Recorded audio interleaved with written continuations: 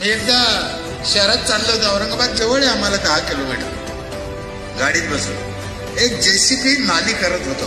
JCB कळतं ना नाली? मला वाटलं शेतकऱ्याची पाईपलाईन आहे.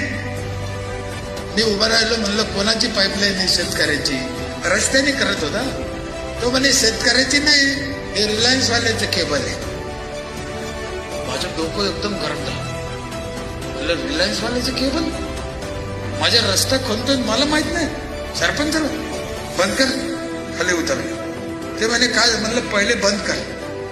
बंद केलं. म्हणलं करून देत नाही, तिकडे पंचायतला अर्ज कर, परवानगी घे, मग कर. त्यांनी त्याच्या मॅनेजरला फोन केला रिलायन्स वाल्या.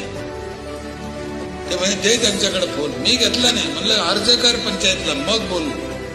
ऐकलंच नाही. त्यांनी 2-3 दिवस इकडे डोकं लावून पाहिलं. जिल्हा परिषद सदस्याला बोलले, आमदाराला बोलले.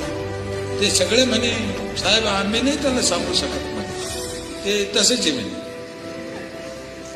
शेवटी त्याने अर्ज केला ग्रामपंचायतला. ही सत्य घटना आहे. अर्ज केला, मला अशी अशी केबल टाकायची आहे ते टॉवरसाठी, मला परमिशन द्या. आता त्याने अर्ज दिल्यावर मी परेशान झालो. मला काहीच कळत नाही त्याच्यातलं. आता काय करा? शिवसाहेबाला बोललो, म्हणलं असं असं झालं साहेब, मी बंद केलं. त्यानं आता अर्ज केला, आता काय करू?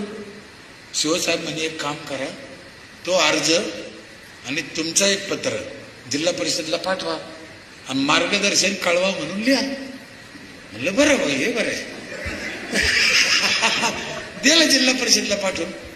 शिवसाहेबांनी दिलं, बांधकाम खात्याला कळवलं. ते यांचे काय म्हणणं आहे, काय ते प्रश्न सोडवा व्यवस्थित.